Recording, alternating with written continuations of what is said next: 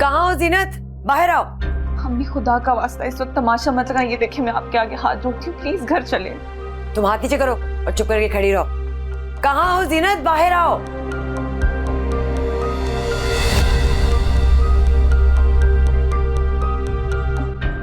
क्या बात है किशोर, क्यों चिल्ला रही हो? कुछ चाहिए क्या?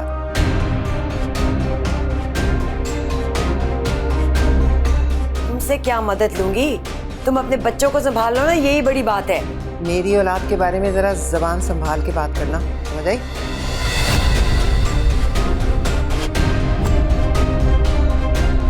सिकंदर भाई, शुक्र है आप यहाँ पर हैं, ताकि आपको भी पता लगे कि आपका बेटा क्या हरकतें कर रहा है।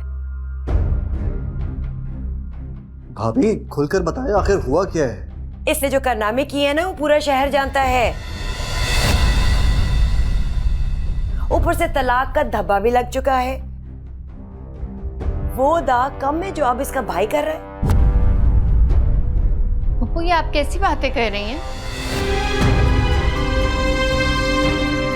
आज मुझे कोई नहीं चुप करा सकता। मैं तो ये पता करने आई हूँ कि ये लड़का आदिल जो है मेरी बेटी का पीछा क्यों नहीं छोड़ा, इसे हर रोज क्यों तंग कर रहा है।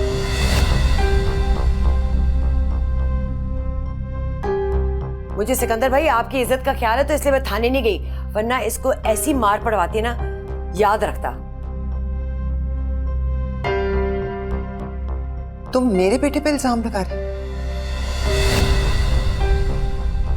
अपनी लड़की को क्यों नहीं रोकती? वो क्यों डोरे डालती है मेरे बेटे पर? भाभी आपका जो भी इशू है उसे आए बैठ कर बात करते हैं। ऐसे चिल्लाने से बात और बिगड़ जाएगी, उलझ जाएगी। एक मिनट सिकंदर, इसने मेरी बेटी का नाम लिया, तो मैं बताती हूँ कि इसकी बेटी की औकात क्या है। तुम अपनी बेटी की शादी एक शादीशुदा मर्द से करवाना चाहती हो ना?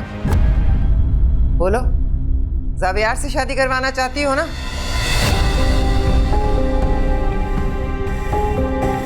अब मत कहना कि मैं झूठ बोल रही हूँ। और तुम जो अपनी तलाक याफ्ता बेटी का यहाँ रिश्ता करना चाह रही हो ना, ये भी मैं बड़ी अच्छी तरह जानती हूँ। तुम क्या समझती हो ज़ावियर तुम्हारी इस बेवकूफ लड़की से शादी करेगा? बस कर दे। आप दोनों को अंदाजा भी है कि आप क्या कह रही हैं? ऐसा सोच भी कैसे सकते हैं आप दोनों? मैं एक हैप्पीली मैरिड आदमी हूं, वो खड़ी है मेरी बीवी, उसका नाम एनी है। और ताई अम्मी, आप किस तरह की बातें कर रही हैं? देखें, भले शबी से मेरा खून का रिश्ता नहीं है, लेकिन मैंने हमेशा उसे बहनों जैसा मान दिया है। और किशोर आंटी, क्या कर रही हैं आप? निदा एनी की बहन है, फिर भी आपने जरा भी ख्याल नहीं किया इस तरह की बातें कर रही हैं। बेटा, मैं तो पीछे हट गई हूँ। मैं तो सिर्फ तुम्हें वार्न करने आई हूँ कि ये जो औरत है ना, ये तुम्हारी शादी नहीं चलने देगी। तुम कहना क्या चाहती हो? जो कहना था ना, मैंने कह दिया है। बस सबको वार्न करने आई हूँ। अगर इसका घर टूटा ना, तो इसकी जिम्मेदार तुम होगी। भाभी क्या कर रही हैं? संभाले खुद को। एनी, इनको लेकर जाओ कमरे। जी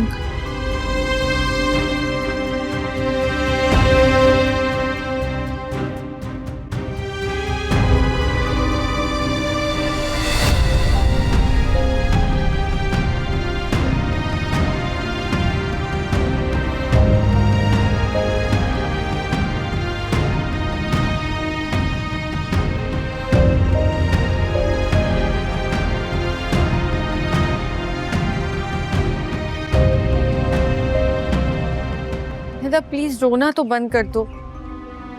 अरे तुम खुद बताओ, अम्मी ने ऐसा क्यों किया? अब भी तो मैंने कुछ भी नहीं कहा। ऐसा मजा चकाती याद रखती सारी जिंदगी। वो प्लीज अभी तो चुप कर जाए, उसकी हालत देख ले, रो रही है वो। इसको तो मैं घर जाके सेट करूंगी। देख नहीं रही थी कि कैसे जीनत ताने दे रही थी इसे? कहती रहती थी ना कि आदिल से दूर रहो। समझ आ गई अब? तो वो क्या करती हैं आप मुझे बताएं? उनके घर में खड़े होकर उनके बच्चों को बातें सुना रही हैं, तो क्या वो चुप रहती? अच्छा, देख रही हूँ मैं तुम अपनी ससुराल की कैसे तरफदारी कर रही हो। आज तो अच्छा हुआ कि सारों के चेहरों से निकाब उठ गया। सब मैं जाके शकील को बताती हूँ। और मेरी बात कान खोल के सुन लो, जहां मैं कहूंगी ना, वहां तुम सर झुका के शादी करोगी, वरना मुझसे बुरा कोई नहीं होगा। अब चलो घर।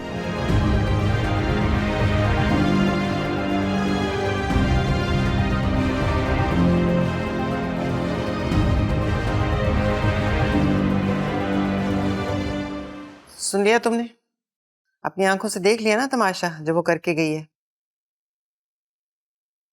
ये ख्यालात हैं उसके तुम्हारे बारे में, तुम्हारी बहन के बारे में। अभी भी उस घर में शादी करोगे?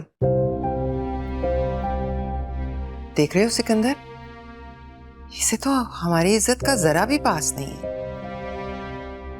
इसे उस लड़की के अलावा और कुछ नजर ही नहीं आ रहा। ताई अम्मी खुदा का वास्ता प्लीज चुप हो जाना। ज़ावियार, तुम हमारे मामलात में दखल अंदाजी मत करो। मेरा और मेरे बच्चों का मामला है। चलें ठीक है, मैं आपके मामले में इंटरफेयर नहीं करूंगा, लेकिन आप आदिल को प्रेशराइज नहीं करेंगे। उसको कोई भी फैसला लेने का पूरा हक है। अगर वो निदा से शादी करना चाहता है तो वो करेगा और हम सब उसका साथ देंगे। सिकंदर, कुछ कह क्यों नहीं रहे? आदिल, मैं तुम्हारी माँ की इस बात से इत्तेफाक करता हूँ। निदा का इस घर में आना ठीक नहीं होगा, और वो भी जब ईश्वर भाभी तुम्हारे बारे में ऐसे ख्यालात रखती हैं। Dad, are you serious? Xavier, तुम चुप रहो। बात अभी बड़ी नहीं है, यहाँ रोकी जा सकती है। आदिल एक बिजनेस डेजिग्नेशन रखता है और उसकी शादी उसकी हैसियत के लोगों में होनी चाहिए जो उसे और उसके फ्यूचर को फायदा पहुंचाए। यही तो मैं कह रही हूँ। मैं तो इसे ये बात समझा समझा के थक गई हूँ, लेकिन इसके दिलो दिमाग पे तो बस वो लड़की छाई हुई है। एक मिनट, आज जो कुछ भी हुआ वो बिल्कुल ठीक नहीं है, but it doesn't change the fact कि मैं सिर्फ और सिर्फ निदा से प्यार करता हूँ। देखो, अब उस लड़की का मेरे सामने नाम मत लेना। मैं तुम्हें कह रही हूँ तुम भूल जाओ उस लड़की को, वरना फिर अपनी माँ को भूल जाओ।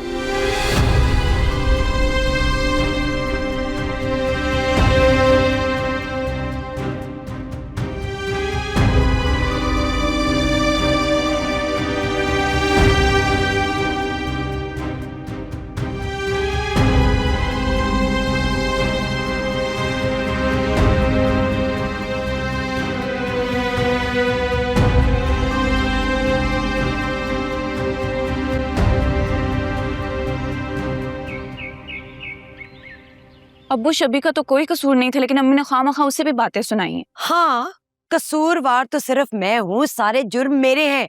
फांसी लगा दो मुझे। अब एक लड़का मेरी बेटी को तंग कर रहा है तो मैं क्या करूंगी? हाथ पे हाथ रख के बैठ जाऊं? आपको निदा ने क्या कहा है कि आदिल उसे तंग करता है? ये क्या बताएगी?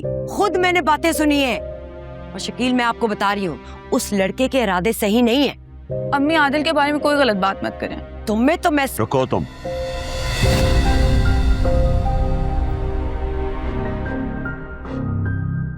फूफा जान, फूफो ने जिस तरह की ज़बान छवि के खिलाफ इस्तेमाल की है, मुझे लगता है उन्हें माफ़ी मांगनी चाहिए। किशोर किसी से माफी नहीं मांगेगी। मुझे लगता है इस बार किशोर गलत नहीं है। अगर इसने कोई ऐसी वैसी बात सुनी थी तो इसका वहां जाना बनता था।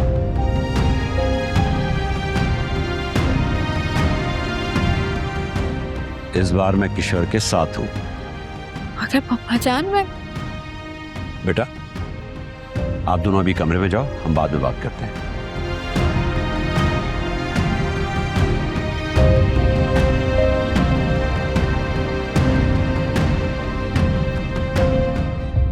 ये क्या कर रही थी तुम? निदा हमारी बेटी है, अब तुम उस पर हाथ उठाओगी? क्या हो गया है किशोर तुम्हें? जब बच्चे बागी हो जाते हैं ना तो ऐसा करना पड़ता है। निदा ऐसी नहीं है और ये बात तुम अच्छी तरह से जानती हो। गलत बात मत करो। अच्छा चलो आओ, मुझे तुमसे जरूरी बात करनी है।